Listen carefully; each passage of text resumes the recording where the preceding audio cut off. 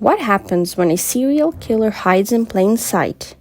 When they evade capture for years, leaving a trail of bodies across the country while living a seemingly normal life? This is the chilling story of Israel Keyes, one of the most elusive and calculating killers in modern history. And trust me, this story is one for the books.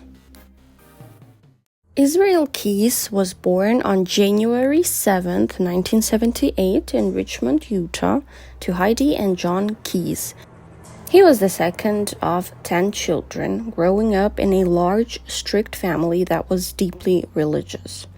From an early age, the Keyes children were isolated from mainstream society, both geographically and ideologically. The family lived off the grid, often without electricity or running water. Israel's parents were devout followers of the Christian identity movement, an extremist sect that combined radical religious doctrine with white supremacist beliefs. The family lived in isolation because they believed that they were a part of a chosen group destined to remain pure and separate from the corrupt world outside. The Keyes children were homeschooled, receiving little formal education beyond religious teachings. Socializing with outsiders was forbidden, and they had few, if any, friends. Israel's early life was dominated by religious dogma, strict rules, and a sense of superiority instilled by his parents. Disobedience was not tolerated. Their lives were centered around their parents' beliefs. Working hard to maintain their self-sufficient lifestyle, this isolation, however, was more than physical. It was mental and emotional. The children learned to fear the outside world, believing it was corrupt and sinful. As Israel entered his teenage years, the strict religious upbringing that had once defined him began to unravel. He no longer accepted the beliefs that had been forced upon him and grew increasingly rebellious. He developed a deep sense of anger and frustration towards his family and the restrictions placed upon him. Soon enough, he started to be more interested in hunting. Hunting became a dark outlet for Israel's pent-up rage. It wasn't just a sport or a survival skill for him. It was a twisted form of control. He didn't just hunt for food, he hunted for the thrill of causing pain. He was actually torturing many animals. In one particular gruesome incident, Israel skinned a deer alive. His enjoyment came from the suffering he inflicted, revealing an early disturbing sign of what was to come. For Keyes, hunting was a practice in cruelty, and this cruelty would later extend to humans. His lack of empathy for living creatures foreshadowed the violent path he was about to take. But no one in his family seemed to notice, or if they did, they didn't care to intervene. By the time he reached his late teens, Israel had grown distant from his family. He openly rejected their religious beliefs, stating that he didn't believe in God or any higher power. This rebellion led to escalating tensions with his father, who had no tolerance for defiance. The relationship deteriorated to the point where Israel was eventually kicked out of the house. His family's isolationist lifestyle had pushed him too far. Leaving behind his strict religious upbringing, Israel moved to Maupin, Oregon, and later settled in Colville, Washington. He found work in construction, but his anger and isolation only deepened. It was during these years that Israel's fascination with violence began to solidify.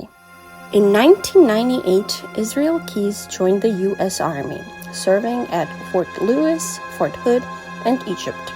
While in the military, Keyes was seen as a disciplined and quiet soldier. On the surface, he appeared to fit in, but those who knew him described him as unsettling. Something about him just didn't feel right.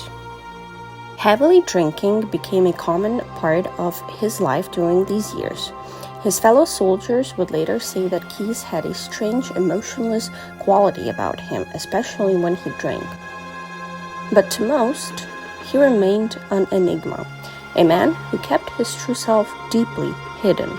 After his time in the military, Keyes returned to civilian life in Alaska.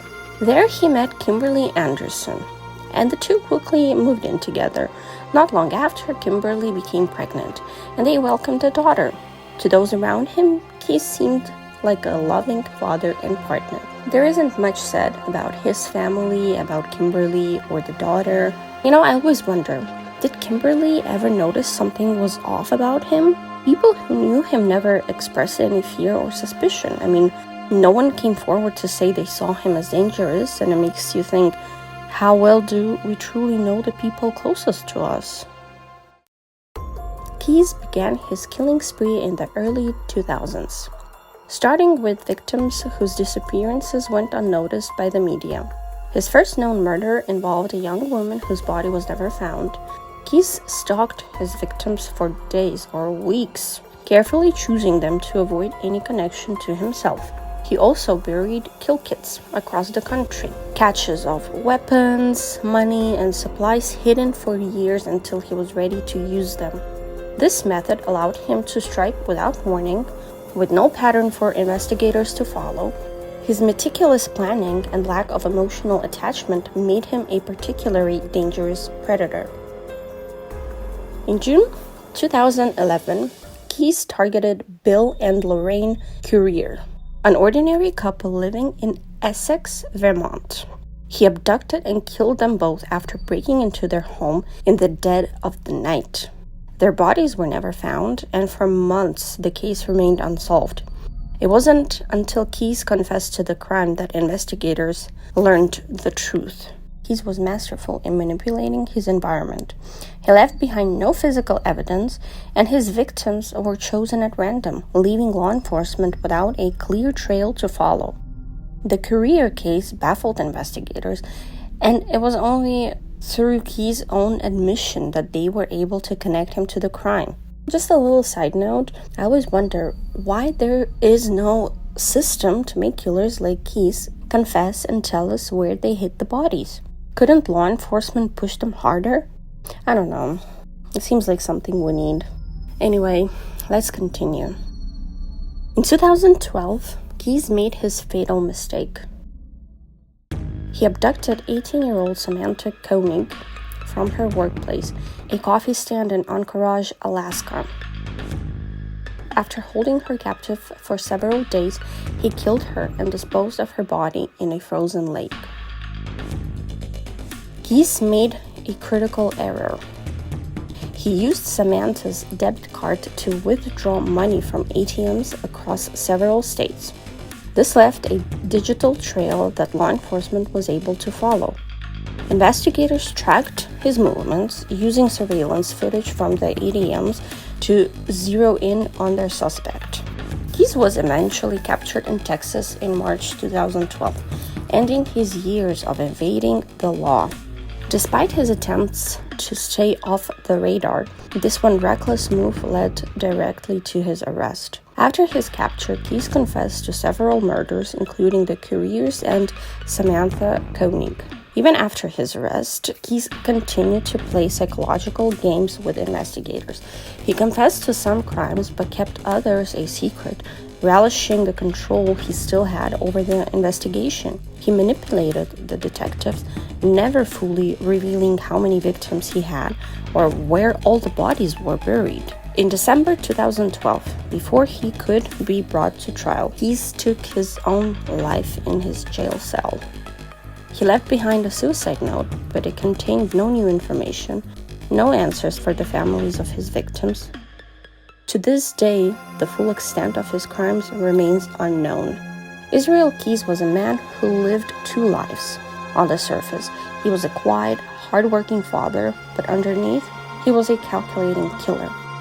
He eluded capture for years thanks to his meticulous planning and cold detachment, but in the end, it was his arrogance that brought him down. So that's the story of Israel Keyes, a horrifying tale of control, manipulation, and cold-blooded murder. I did talk only about the known victims, as there aren't any other proven murders. We can only assume. Such a shame that he killed himself. I hate it. I hate it. He didn't get punished for his crimes. He didn't answer all the questions. It's just so unfair. Well, let me know your thoughts in the comments below. Do you think he could have been caught sooner if not for his psychological games?